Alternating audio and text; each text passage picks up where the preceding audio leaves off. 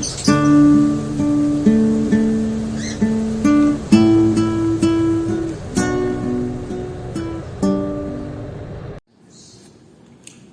sejahtera semuanya. Kita berjumpa kembali di channel Jalan Lurus 911. Pada beberapa episode yang lalu, kita telah membahas bahwa akhir zaman berbicara tentang dua hal. Terutama tentang dua hal. Yang pertama, tentang waktu Tuhan.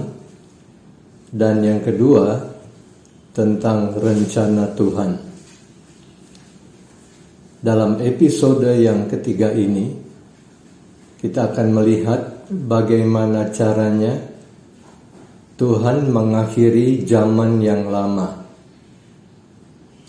Zaman yang dimulai ketika manusia jatuh di dalam dosa karena mentaati perkataan iblis dan melanggar firman Tuhan. Sebagai akibatnya, dosa masuk ke dalam dunia. Dan bersama dengan dosa itu, maut. Dan maut menjalar ke semua orang. Dan inilah zaman yang Tuhan sendiri akan akhiri. Karena kalau Tuhan tidak menyudahi zaman ini, manusia akan selama-lamanya dikuasai oleh dosa dan maut. Jadi tidak seperti yang dikatakan banyak orang tentang kiamat. Yang Tuhan akhiri adalah suatu zaman. Zaman yang penuh dosa, kutuk, maut, iblis, kejahatan, kefasikan yang tiada habis-habisnya. Tuhan akan mengakhirinya dan menggantikannya dengan zaman yang baru, yang Tuhan sendiri akan ciptakan. Di dalam Matius pasal 13 ayat 37 sampai 43, kita melihat suatu perumpamaan yang menjelaskan tentang situasi ini. Seperti apa Tuhan akan mengakhiri zaman yang lama ini.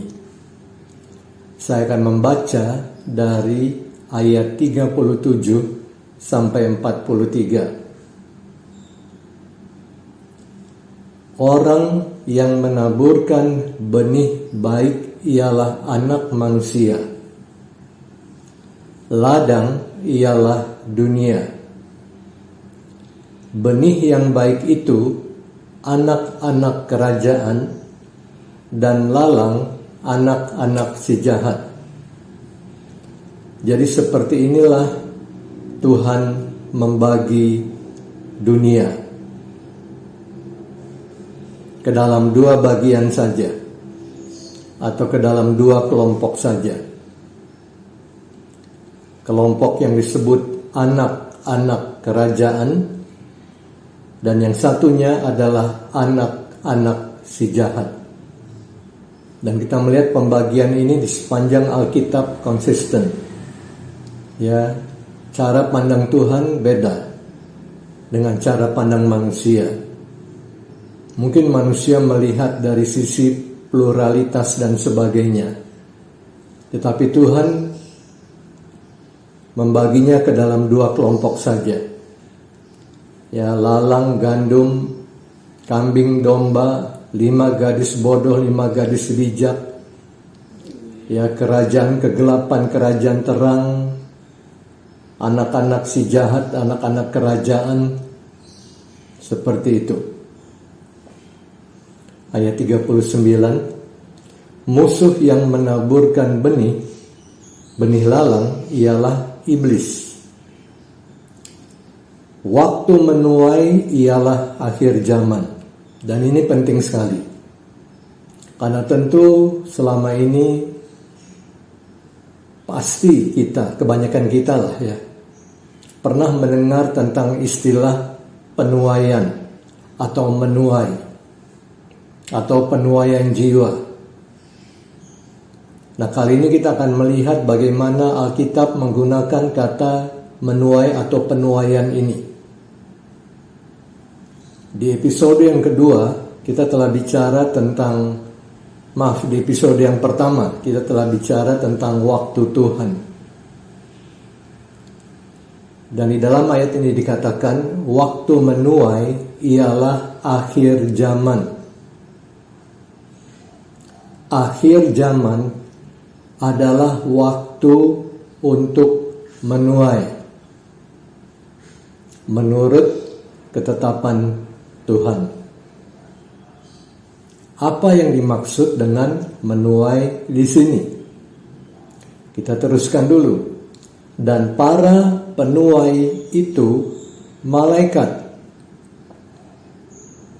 Waktu menuai ialah akhir zaman, dan para penuai ialah malaikat. Apakah itu cocok dengan pandangan saudara selama ini?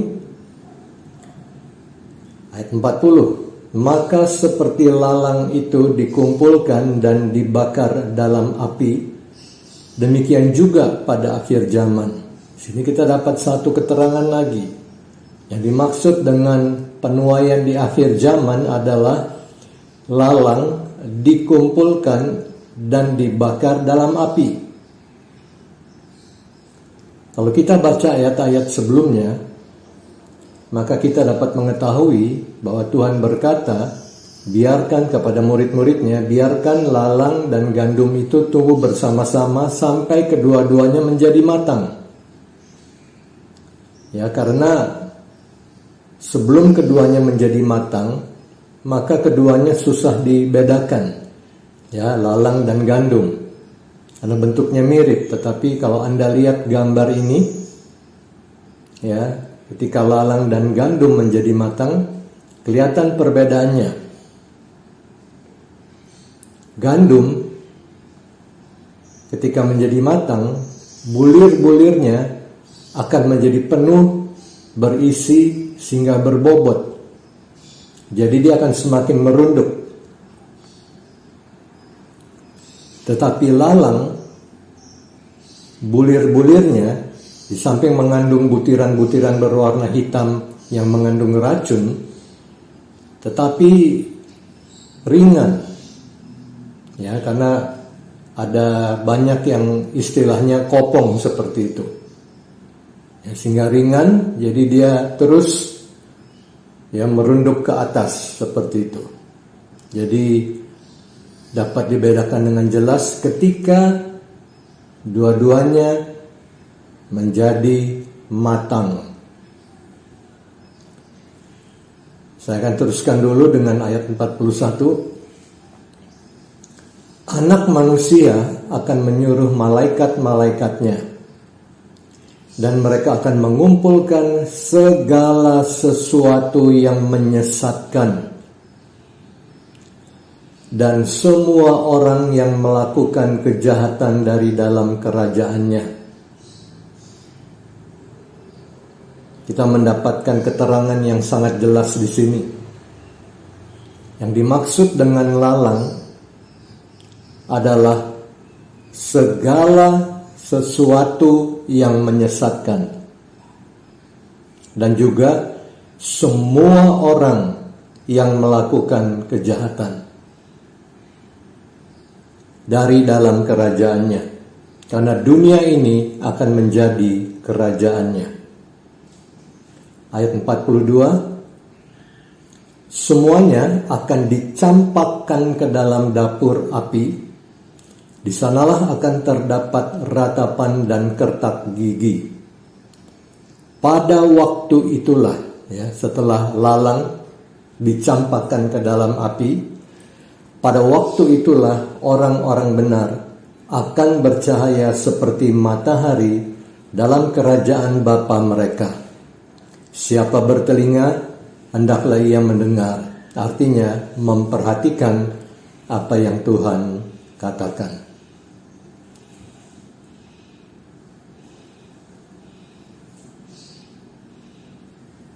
Selanjutnya kita dapat melihat di dalam dunia ini seperti apa kelihatannya kalau lalang ini menjadi semakin matang. Seperti apa manifestasinya? Ya, bagaimana kita dapat memperhatikannya? Saya akan baca dari Mazmur pasal 2 ayat 1 sampai 3 dan 8. Mengapa rusuh bangsa-bangsa?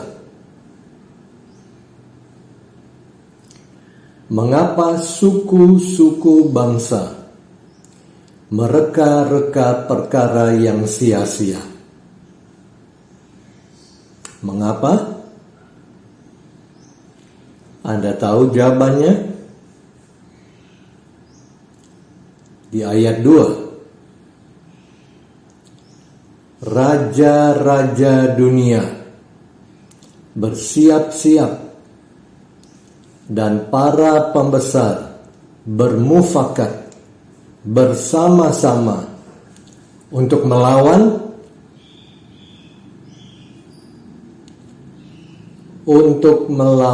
Tuhan dan yang diurapinya. Kata bermufakat di sini juga dapat diterjemahkan dengan konspirasi.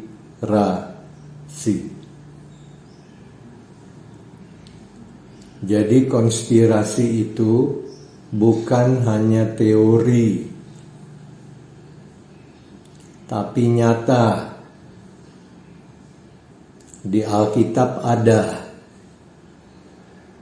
Hanya saja kata teori konspirasi itu sudah dipolitisir, termasuk di dalam gereja. Ayat 3. Marilah kita memutuskan belenggu-belenggu mereka dan membuang tali-tali mereka daripada kita. Kalau hukum Tuhan, ketetapan Tuhan, firman Tuhan sudah dianggap seperti atau sebagai belenggu dan tali yang mengikat, maka konspirasi akan terjadi. Karena Alkitab berkata, jika engkau tahu kebenaran, maka kebenaran itu akan memerdekakan kamu. Kebenaran firman itu justru akan memerdekakan kita. Tapi kalau diputar balik, seolah firman Tuhan itu membelenggu dan mengikat seperti tali, maka sudah pasti ada pelanggaran dan kejahatan yang luar biasa. Di dalam ayat 8 ini berbicara tentang Kristus. Mintalah kepadaku, maka bangsa-bangsa akan kuberikan kepadamu menjadi milik pusakamu, dan ujung bumi menjadi kepunyaanmu. Ya, Allah Bapa yang menciptakan bangsa-bangsa, Dia juga yang dapat memberikannya kepada siapa Ia mau. Dan Yesus adalah pewaris yang sah dari bangsa-bangsa dan bahkan seluruh dunia ini.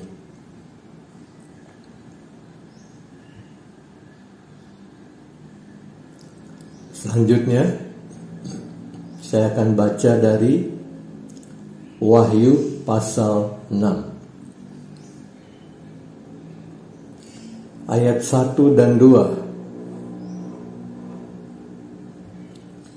Maka aku melihat anak domba itu di tengah segala kemelut dan kekacauan yang sedang terjadi ini? Dapatkah Anda dan saya tetap melihat dan terpusat kepada anak domba? Karena kalau kita dapat melihat dia saat ini, maka anak domba duduk di takhta. Dia memerintah. Dia berkuasa atas segala sesuatu. Dan di sini dia membuka meterai yang pertama dari 7 meterai. Dan berbagai peristiwa terjadi. Artinya, semua ini terjadi hanya kalau dia yang mengizinkannya atau memulainya. Tidak ada apapun yang terjadi tanpa seizinnya, tanpa sepengetahuannya, tanpa sekehendaknya, karena anak domba yang duduk di takhta. Dan ketika dia membuka meterai yang pertama, dan aku mendengar yang pertama dari keempat makhluk itu berkata dengan suara bagaikan bunyi guru, mari.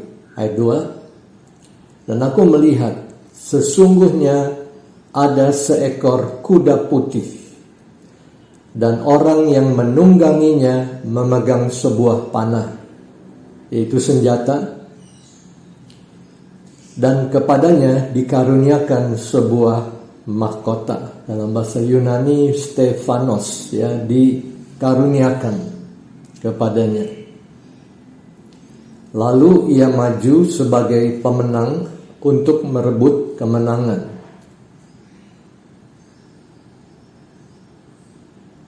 Jadi kuda putih dan penunggangnya diberikan kemenangan. Dia diberi kesempatan atau izin untuk menang. Oleh karena itulah mahkotanya disebut Stephanos. Dia maju, dia menaklukkan, dan dia merebut kemenangan. Dan hal itu terjadi karena dikaruniakan kepadanya. Jadi kalau kita melihat ini sedang terjadi di dunia dan kita bertanya, mengapa? Mengapa orang sejahat ini bisa muncul? Mengapa dia bisa menang? Kenapa Tuhan tidak bertindak? Padahal kita baca di dalam ayat 1 tadi, Tuhan sudah melakukan sesuatu. Dia membuka meterai yang pertama dan terus sampai meterai yang ke-7, dia yang buka, dia yang mulai, dia yang izinkan begitu. Kalau tidak, penunggang kuda putih ini tidak akan muncul. Nah, pertanyaannya jadi yang benar adalah mengapa Tuhan lakukan itu? Mengapa Tuhan izinkan hal seperti ini terjadi? Nah, jawabannya tidak pernah akan Anda peroleh kalau kita tidak memahami apa yang Alkitab sebut sebagai hukuman Tuhan. Meskipun dari kitab Kejadian sampai kitab Wahyu kita terus baca, ya, ada saatnya di mana Tuhan menghukum manusia atau hukuman Tuhan jatuh ke atas manusia atau ke atas bangsa-bangsa. Tetapi memang ini merupakan topik yang biasanya hampir selalu, katakan demikian, hampir selalu dihindari oleh gereja. Tetapi kali ini, karena kita sudah tiba di ujung dari akhir zaman, Kita tidak bisa menghindar tentang hal ini. Kita harus tahu sifat dari hukuman Tuhan itu seperti apa. Kita harus tahu itu. Dan seperti Yeremia, kalau sudah tiba waktunya kita harus beritakan itu. Dan memberitahu kepada banyak orang bahwa waktunya tinggal sedikit untuk bertobat, untuk berbalik, dan menerima pengampunan dosa dari Tuhan agar luput dari hukumannya. Karena hukuman Tuhan juga akan jatuh menurut kehendaknya, bukan menurut kehendak manusia.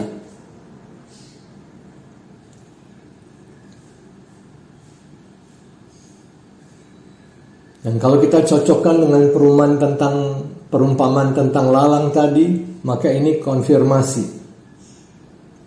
Biarkan lalang itu jadi matang, biarkan benih jahat itu menjadi matang, dan kita akan melihat munculnya seorang manusia yang sangat-sangat jahat. Seorang manusia yang paling serupa dengan iblis yang disebut dengan the final Antichrist.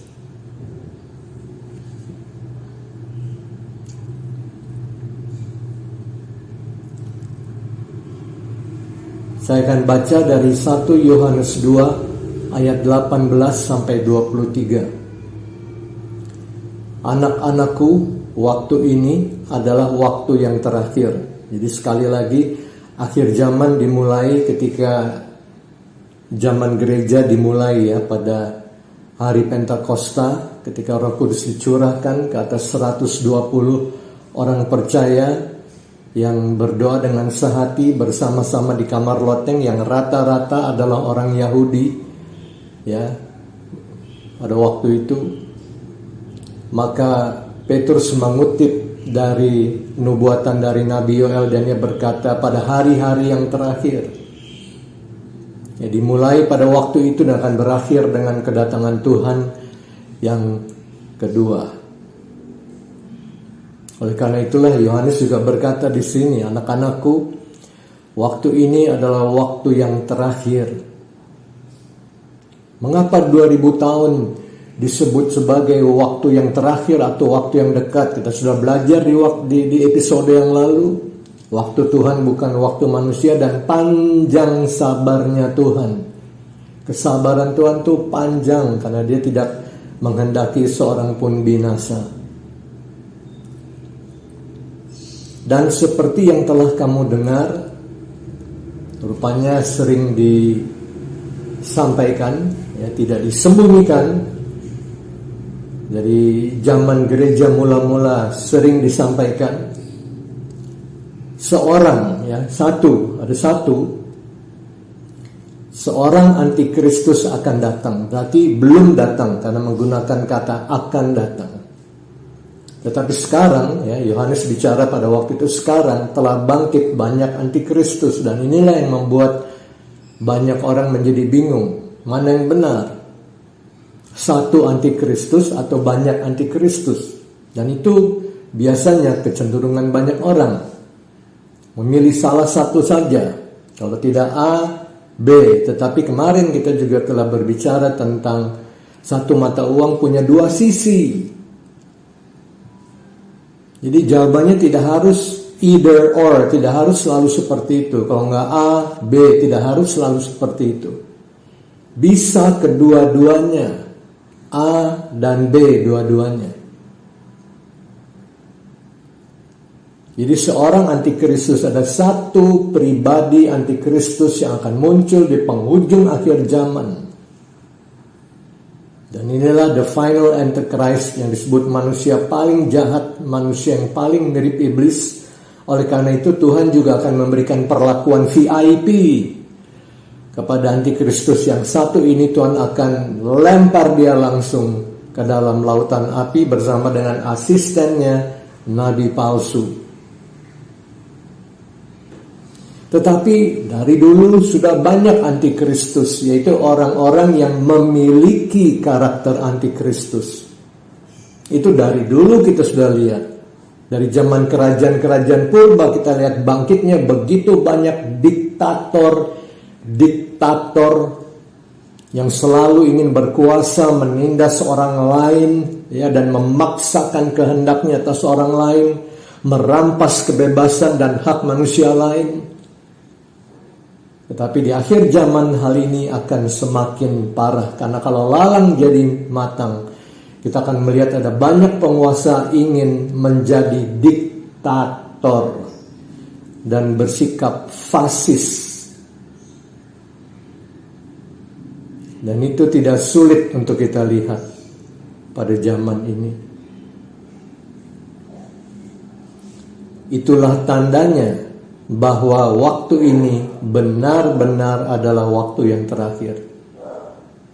Ya, dengan memuncaknya karakter antikris ini, dan akan tiba di titik di mana muncul satu, ya, antikris yang paling jahat nanti.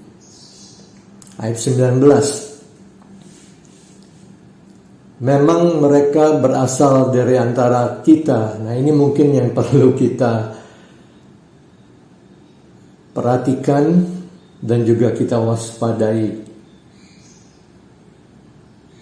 Ya, dari antara kita sendiri akan muncul orang-orang yang memiliki karakter antikris ini.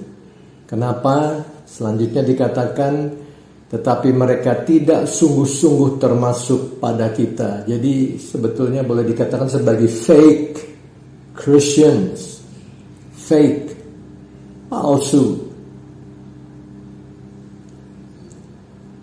Sebab jika mereka sungguh-sungguh termasuk pada kita, niscaya mereka tetap bersama-sama dengan kita.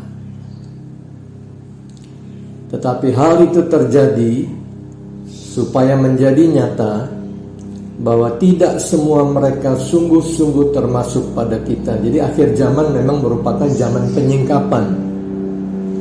Tuhan sendiri yang melakukan itu. Jadi kita akan melihat kepalsuan disingkapkan, ya. Yang tadinya tidak kelihatan, di akhir zaman ini, ya, akan nampak.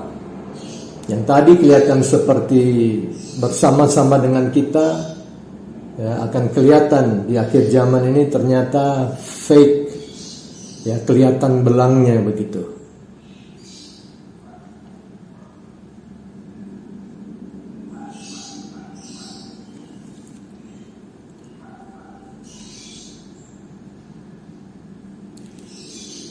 Bicara tentang kita, tetapi kita telah beroleh pengurapan dari Yang Kudus. Dan dengan demikian kamu semua mengetahuinya.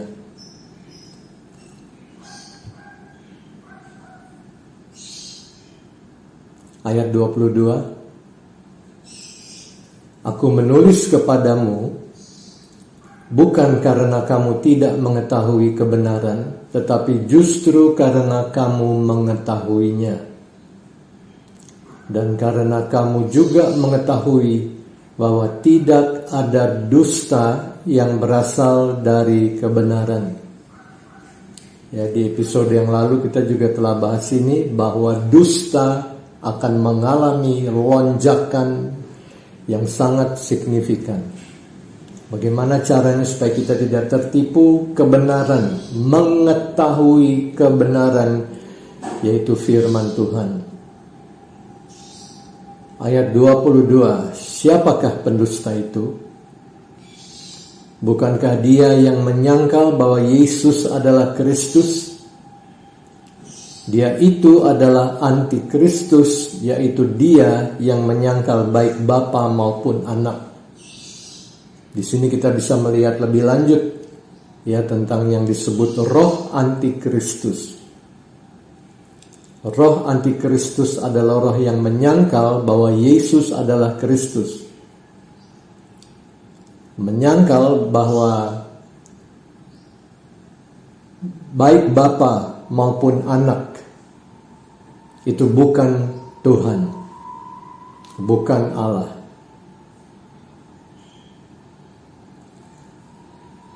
Jadi ada tokoh antikristus yang akan datang, ada karakter antikristus yang dimiliki oleh banyak orang ya sepanjang sejarah manusia.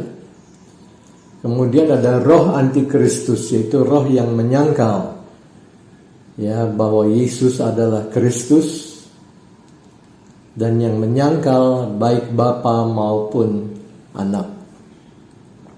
Ayat 23, sebab barang siapa menyangkal Anak, ia juga tidak memiliki Bapa. Dan barang siapa mengaku Anak, dia juga memiliki Bapa. Dan kelak di kitab Wahyu kita juga akan belajar tentang sistem pemerintahan antikristus dan sebagainya. Di dalam 2 Tesalonika 2 ayat 3 sampai 4, janganlah memberi dirimu disesatkan orang dengan cara yang bagaimanapun juga, sebab sebelum hari itu, ya harinya huruf besar karena konteksnya adalah hari Tuhan, ya jadi yang biasanya kita sebut sebagai masa tribulasi, itu terminologi Alkitabnya adalah hari Tuhan. Sebab sebelum hari itu, termasuk kedatangan Tuhan ya, sebelum hari itu haruslah datang dahulu murtad, ya apostasia, murtad, dan haruslah dinyatakan dahulu manusia durhaka yang harus binasa. Jadi memang sudah ditetapkan untuk binasa ya, sebutan lain buat antikris yaitu manusia durhaka. Dia harus muncul dulu. Dan ini memang menarik sekali karena selama beberapa tahun terakhir ini kita mendengar ada banyak hamba Tuhan berkata bahwa kedatangan Tuhan sudah dekat. 5 sampai 10 tahun terakhir, apalagi 2 tahun terakhir ini, kedatangan Tuhan sudah sangat dekat. Tetapi begitu topik atau istilah antikris ini diangkat, seolah-olah ada semacam satu penolakan begitu. Tetapi di dalam ayat ini dikatakan sebelum hari itu, sebelum kedatangan Tuhan, harus dinyatakan dahulu manusia durhaka. Jadi kalau kita sungguh percaya bahwa kedatangan Tuhan sudah dekat, seharusnya kita juga menerima firman Tuhan yang mengatakan antikris akan muncul. Berarti dia sudah di dalam dunia, bukan? Apakah dia sudah muncul di panggung politik dunia atau belum? Itu tergantung kecermatan dan hikmat yang Tuhan berikan kepada kita masing-masing ketika kita sedang mengamati apa yang sedang terjadi di dunia ini. Ya, saya akan terus mendorong masing-masing kita untuk melakukan riset sendiri-sendiri dan juga mengambil keputusan sendiri tentang apa yang mau kita percayai. Tapi dengan jelas di sini dikatakan antikris harus muncul dulu sebelum Tuhan Yesus datang, suka atau tidak suka. Tetapi dia harus binasa juga. Ayat 4, yaitu lawan. Ini salah satu istilahnya lagi. Lawannya Tuhan. Ya, pada episode lalu kita telah belajar bahwa di akhir zaman manusia akan melawan Tuhan, dan puncaknya kita akan lihat nanti tokoh ini. Lawan yang meninggikan diri di atas segala yang disebut atau yang disembah sebagai Allah. Nah, ini salah satu cirinya, meninggikan diri. Ingat lalang ketika matang dia akan ke atas begitu ya, akan menuju ke atas.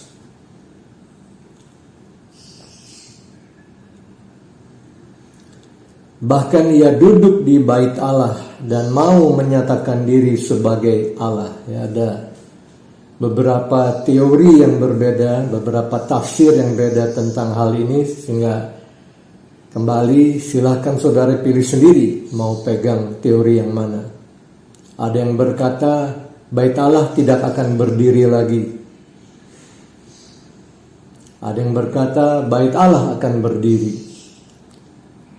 Ya, ketika saya mendapat kesempatan untuk pergi ke tanah perjanjian, saya tanya sendiri, ya, rabi kepala yang memimpin program atau rencana untuk mendirikan bait Allah ini.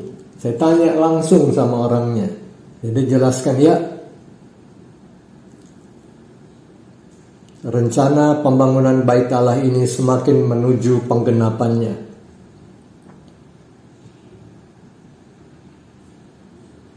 Mereka akan mendirikan kembali bait Allah yang kita biasa sebut bait Allah yang ketiga. Akan, bukan sejarah. Karena ada satu lagi teori yang mengatakan, oh sudah, ini di waktu yang lalu bait Allah telah berdiri dan telah dinajiskan oleh antikris, ya, disebut Antiochus Epiphanes atau Titus, ya.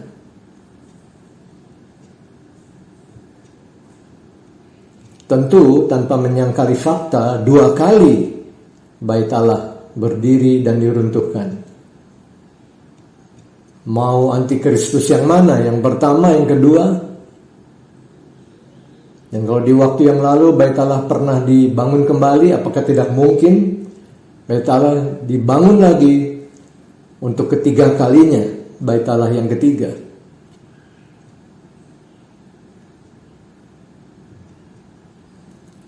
Ada seseorang berkata kepada saya, Tuhan tidak memerintahkan gerejanya untuk membangun bait Allah yang dibuat dengan tangan manusia. Dan saya berkata, yang mau bangun bukan gereja. Bait Allah yang pertama yang bangun juga bukan gereja. Bait Allah yang kedua yang bangun juga bukan gereja. Kenapa bait Allah yang ketiga diasumsikan yang bangun gereja?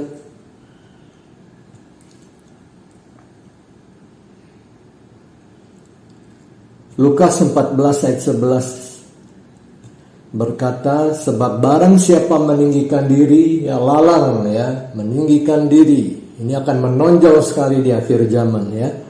Manusia akan meninggikan diri, bahkan melawan Tuhan. Ia akan direndahkan. Tetapi ini yang Alkitab katakan, barang siapa meninggikan diri akan direndahkan, dan barang siapa merendahkan diri ia akan ditinggikan. Dan firman Tuhan ini pasti akan digenapi secara penuh. Kitab Daniel memberikan banyak keterangan tentang situasi yang baru saja kita bahas ini. Saya akan membaca beberapa ayat dari Daniel pasal 7 ayat 19 sampai 22 serta 25 sampai 27. Daniel 7, saya akan mulai ayat 19. Lalu aku ingin mendapat penjelasan tentang binatang yang keempat. Nah, ini istilah buat kerajaan atau aliansi antikris yang muncul di akhir zaman. Ya, akan terbentuk aliansi di akhir zaman ini, ya, aliansi kekuasaan. Nanti di lain waktu dan kesempatan kita akan bahas lebih lengkap lagi, ya, kitab Daniel ini. Binatang yang keempat yang berbeda dari segala binatang yang lain, dari 3 binatang sebelumnya. Yang ini sangat menakutkan dengan gigi besinya, ya, gigi besi, tentu untuk melumat mangsanya begitu, dan kuku tembaganya yang melahap dan meremukkan dan menginjak-injak sisanya dengan kakinya. Jadi ini adalah satu kerajaan yang akan muncul di akhir zaman, satu aliansi kekuasaan yang sangat kuat yang akan menghancurkan semua kekuatan lainnya. Dan ingat ya, ini akan diizinkan. Jadi bukan karena hebat-hebat amat gitu, tidak. Ya kalau mereka berpikir mereka hebat. Tapi kalau kita tahu firman Tuhan, tidak. Ya, lalang itu dibiarkan matang untuk kemudian dilempar ke dalam api. Kita sudah tahu itu.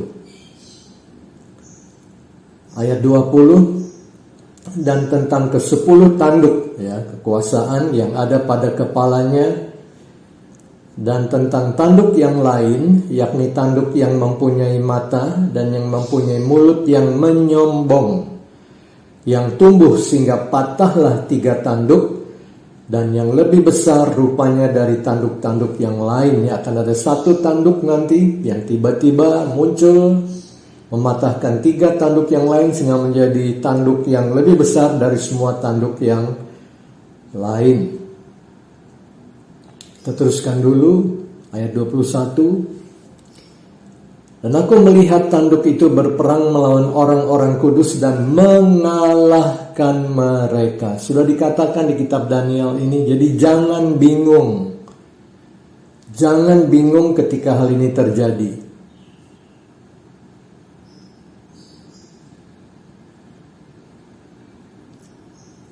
Dan aku melihat tanduk itu berperang melawan orang-orang kudus. Siapa orang-orang kudus di sini? Karena di kitab Wahyu pun setelah pasal 2 dan 3 yang bicara tentang eklesia, selanjutnya kata eklesia tiba-tiba tidak dipakai lagi dan kata orang-orang kudus ini yang dipakai. Sehingga banyak teori bermunculan ya. Yang teori yang paling populer adalah teori tentang pengangkatan gereja. Dan itu pun banyak perbedaannya. Jadi kembali pilih sendiri mana yang Anda inginkan. Gereja diangkat sebelum 7 tahun, di tengah 7 tahun, di akhir 7 tahun, atau tidak ada pengangkatan sama sekali, silahkan. Silahkan. Tetapi misalnya teori yang berkata gereja itu akan diangkat, karena kalau Tuhan mengangkat gerejanya, maka Tuhan akan mengangkat gerejanya sesuai dengan keinginan dan waktunya. Bukan karena alasan yang manusia buat. Karena manusia membuat banyak teori dan alasan. Misalnya gereja diangkat karena mau melarikan diri. Itu salah satu yang saya dengar. Ya, gereja diangkat karena takut terhadap aniaya dan berbagai teori. Tetapi yang benar menurut Alkitab, ya gereja Tuhan angkat karena Tuhan mau angkat. Menurut waktu Tuhan, tidak perlu alasan apapun dari manusia. Ya, sebagai contoh, orang yang pertama kali diangkat di Alkitab yang mengalami diangkat dalam keadaan hidup karena tidak ada data tentang dia itu mati, ya. Dia diangkat Henok.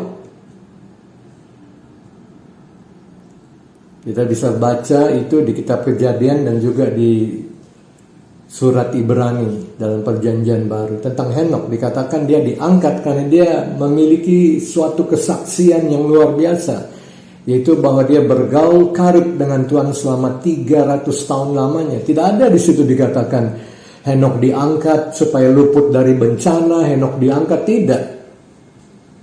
Tidak ada. Henok diangkat karena Tuhan mau angkat dia, dan kesaksian yang Henok tinggalkan adalah dia orang yang 300 tahun terakhirnya bergaul karib dengan Tuhan. Bukan ketakutan, bukan mau lari, bukan mau menghindari bencana, ya itu hanya teori yang manusia buat. Bukan manusia yang memilih kapan pengangkatan itu terjadi. dan menurut cara apa itu bukan manusia, itu Tuhan. Karena Tuhan sendiri yang berjanji dengan murid-muridnya waktu dia naik ke surga, ya dia akan menyediakan tempat di rumah Bapa, banyak tempat, dia akan menyediakan tempat bagi murid-muridnya, dan ketika sudah selesai dia akan datang untuk membawa murid-muridnya ke tempat itu, sehingga dimanapun dia berada, di situ pun murid-muridnya berada. Itu keinginan Tuhan, bukan keinginan manusia. Tuhan sendiri yang mau membawa orang-orang percaya ke tempat di mana dia berada, yaitu rumah Bapa.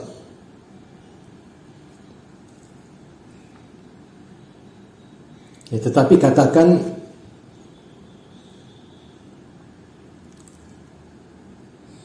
ada orang-orang yang ingin, ya, tidak, saya tidak takut antikris, saya tidak takut penganiayaan, saya ingin tinggal selama 7 tahun, yang sebetulnya kalau kita lihat dari istilahnya yang disebut dengan hari Tuhan, yaitu hari di mana Tuhan menjatuhkan hukumannya, ya 7 meterai, 7 sangkakala yang ditiup malaikat, 7 cawan murka, itu bicara tentang hukuman dan murka Tuhan. Isunya bahkan bukan antikris hanya hadir sebagai salah satu bentuk dari hukuman Tuhan. Khususnya sebetulnya untuk orang Israel, karena Tuhan berkata, dia datang dalam nama Bapanya, ditolak oleh orang Israel, maka Israel akan menerima seseorang yang datang dalam namanya. Jadi antikris itu sebetulnya terutama sebetulnya diizinkan, ya, itu sebetulnya sebagai hukuman untuk orang Israel. Tapi siapa tahu dari kalangan eklesia dengan solidaritas, dan silahkan pilih pandangan masing-masing. Tapi yang pasti firman Tuhan di sini berkata, tanduk itu akan berperang melawan orang-orang kudus dan mengalahkan mereka. Karena itu sudah waktu hukuman.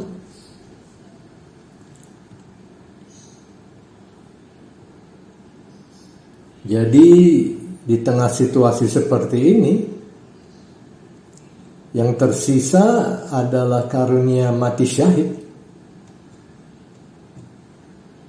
Dan memang banyak yang akan mati syahid, bisa kita baca di kitab Wahyu. Silakan masing-masing pilih sendiri. Mati syahid pun menurut kitab Wahyu adalah suatu penentuan dari Tuhan, bukan gagah-gagahan, saya mau mati syahid, ya. Ada beberapa hamba Tuhan di waktu yang lalu, ya, tidak, saya tidak takut, mati syahid pun oke.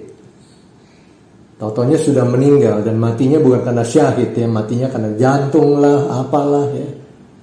Itu Tuhan yang tentukan, bukan gagah-gagahan. Memangnya banyak orang lain yang Tuhan panggil pulang ke surga tidak lewat jalur mati syahid, memang mereka tidak berkenan kepada Tuhan. Ya, banyak patriark Israel atau bapak perjanjian, ya, bapak leluhur perjanjian, itu meninggal karena tua.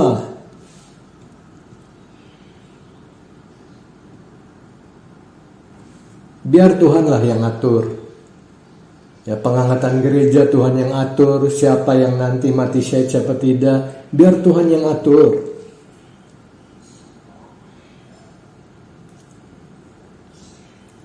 Ayat 22, ya, orang-orang kudus akan dikalahkan oleh antikris. Ayat 22, sampai yang lanjut usianya itu datang. Ini bukan orang tua yang datang, ya.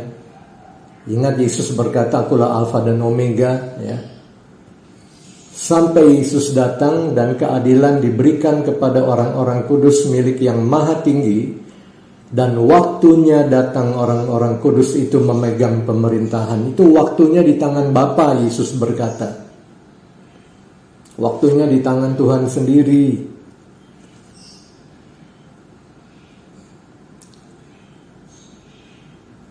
Sekarang ayat 25 sampai 27. Masih tentang antikris ini. Ia akan mengucapkan perkataan yang menentang yang maha tinggi, dan akan menganiaya orang-orang kudus milik yang maha tinggi.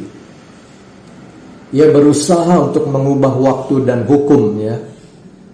Hukum firman Tuhan akan dia putar balik, kita sudah bahas ini. Waktu akan dia rubah, kalender dia rubah, kalender Alkitab diganti dengan kalender lain. Ya, semua yang dari Tuhan akan dia berusaha untuk merubahnya. Dan mereka atau orang-orang kudus akan diserahkan ke dalam tangannya selama 1 masa dan 2 masa dan setengah masa. Jadi jelas ya terjadinya kapan. Karena ini berarti 3,5 tahun terakhir dari 7 tahun yang disebut dengan hari Tuhan, ini 3,5 tahun yang terakhir. Ini akan terjadi di situ. Makanya ada yang berteori tentang pengangkatan di tengah-tengah 7 tahun. Ya, silahkan. Saya orangnya rileks kok. Saya bisa duduk dan ngopi dengan orang-orang yang punya pandangan rapture yang berbeda-beda. Silahkan saja. Ya. Karena saya sendiri memiliki sikap yang penting mempersiapkan diri kapanpun pengangkatan gereja terjadi. Mempersiapkan diri untuk bertemu Tuhan dan mempersiapkan diri untuk menghadapi penyesatan yang terjadi. So tidak masalah. Silahkan pilih sendiri. Masih di Daniel 7 ayat 26. Lalu majelis pengadilan, ini huruf besar ya, akan duduk dan kekuasaan akan dicabut. Ingat tadi mahkota diberikan pengendara kuda putih. Kejahatan mulai memuncak, kedurhakaan mulai meningkat. Ya, pengendara kuda putih itu pakai mahkota yang dalam bahasa Latinnya adalah corona. Jangan takut. Ini bukan cocok logi. Karena kata cocok logi pun sudah dipolitisir dalam gereja. So jangan takut, saya tidak mengatakan itu.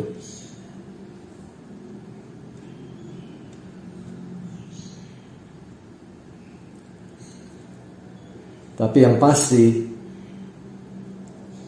antikris berkuasa karena diizinkan, tetapi ketika masanya sudah selesai dikatakan akan dicabut. Jadi bukan dia yang berkuasa, bukan. Kekuasaan akan dicabut daripadanya untuk dimusnahkan dan dihancurkan sampai lenyap, habis. Pada waktu Tuhan. Ayat 27, maka pemerintahan, kekuasaan, dan kebesaran dari kerajaan-kerajaan di bawah semesta langit akan diberikan kepada orang-orang kudus, umat yang maha tinggi. Pemerintahan mereka adalah pemerintahan yang kekal, dan segala kekuasaan akan mengabdi dan patuh kepada mereka, ya, kepada Anda dan saya sebagai umat yang maha tinggi, kalau kita tetap setia sampai akhir.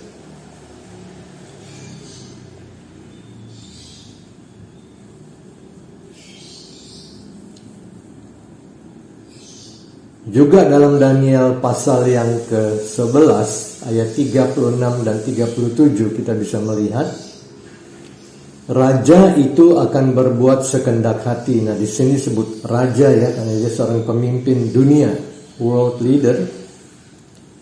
Ia akan meninggikan dan membesarkan diri terhadap setiap Allah, huruf kecil ya.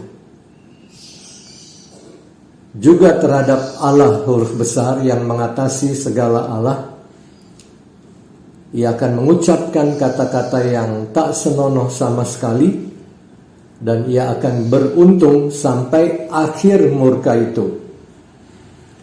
Sebab apa yang telah ditetapkan Tuhan akan terjadi. Jadi masa kekuasaannya tuh terbatas ya.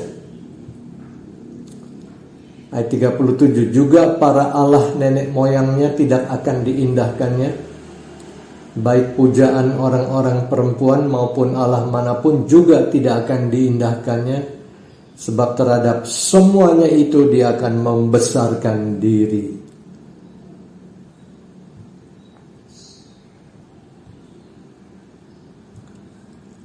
Nah, bagaimana dengan orang-orang kudus? Ayat 32 dari Daniel 11 ini. Dan orang-orang yang berlaku fasik terhadap perjanjian, yang dimaksud perjanjian lama dan perjanjian baru, dan orang-orang yang berlaku fasik terhadap perjanjian akan dibujuknya sampai murtad dengan kata-kata licin.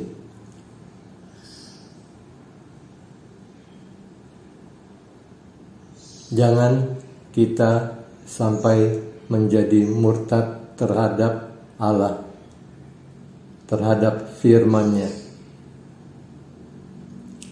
Tetapi umat yang mengenal Allah-Nya akan tetap kuat dan akan bertindak. Ini kuncinya untuk hidup di akhir zaman. Mengenal Allah dengan akrab dan dengan intim sekali. Hidup menurut firman-Nya.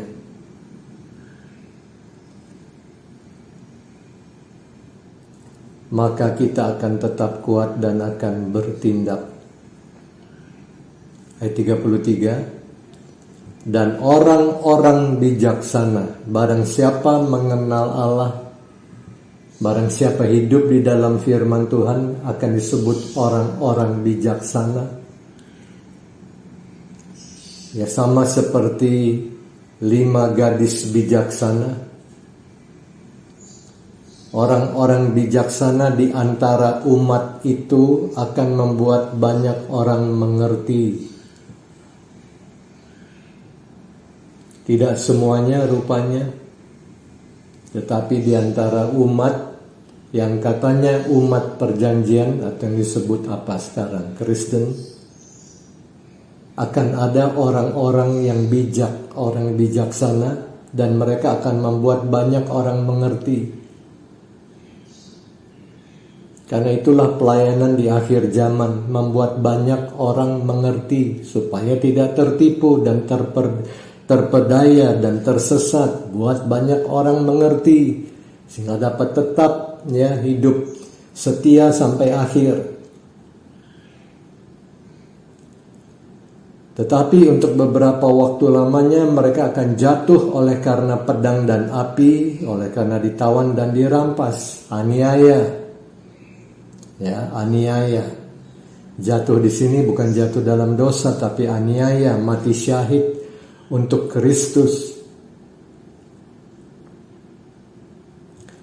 Ayat 35, sebagian dari orang-orang bijaksana itu akan jatuh, supaya dengan demikian diadakan pengujian, penyaringan, dan pemurnian di antara mereka sampai pada akhir zaman. Sebab akhir zaman itu belum mencapai waktu yang telah ditetapkan. Jadi inilah yang Tuhan sedang kerjakan di antara umatnya. Jangan lupa ya, Tuhan berkata biarkan lalang dan gandum dua-duanya menjadi matang. Kita sudah bahas tadi ciri-cirinya, tandanya, manifestasinya. Seperti apa kelihatannya kalau lalang jadi matang. Nah sekarang seperti apa kelihatannya kalau gandum jadi matang.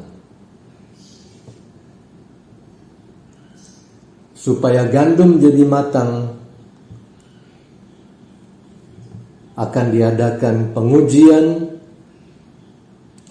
penyaringan, pemurnian. Inilah yang kita semua sedang hadapi hari-hari ini. Kita sedang diuji, disaring, dimurnikan oleh Tuhan. Karena gandum yang matang adalah gandum yang murni, yang seperti emas murni. Seperti mempelai dewasa.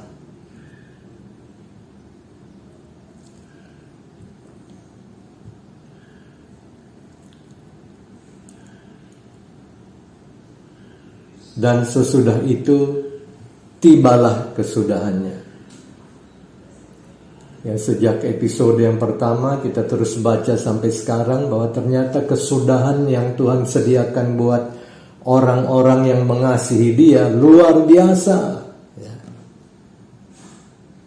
Kesudahannya bukan pemusnahan, tetapi permulaan baru yang akan Dia adakan. Hanya orang-orang yang fasik dan yang melawan Dia yang akan dimusnahkan. Jadi di dalam 1 Korintus 15 ayat 22 sampai 26 kita akan melihat tentang kesudahannya di dalam ayat 22, karena sama seperti semua orang mati dalam persekutuan dengan Adam, demikian pula semua orang akan dihidupkan kembali dalam persekutuan dengan Kristus. Ya, tidak bisa terlepas dari Kristus, harus di dalam Kristus. Tetapi tiap-tiap orang menurut urutannya. Kristus sebagai buah sulung, ya tentu ini berbicara tentang kebangkitannya. Sesudah itu mereka yang menjadi miliknya pada waktu kedatangannya. Ayat 24, kemudian tiba kesudahannya, yaitu bila mana ia menyerahkan kerajaan kepada Allah Bapa. Sesudah ia membinasakan, perhatikan ini, sesudah Yesus membinasakan segala pemerintahan, kekuasaan, dan kekuatan. Karena ia harus memegang pemerintahan sebagai raja sampai Allah meletakkan semua musuhnya di bawah kakinya. Ya, semua musuh Yesus akan ditaruh di bawah kakinya, karena dialah yang akan memerintah sebagai raja sampai selamanya. Ayat 26, dan musuh yang terakhir yang dibinasakan ialah maut. Tetaplah setia sampai akhir, taat sampai akhir, berbuah sampai akhir, tetap di dalam Kristus dan di dalam persekutuan dengan Kristus. Karena dengan demikian kita akan hidup dan memerintah bersama-sama dengan Dia dalam kerajaannya. Sampai jumpa kembali.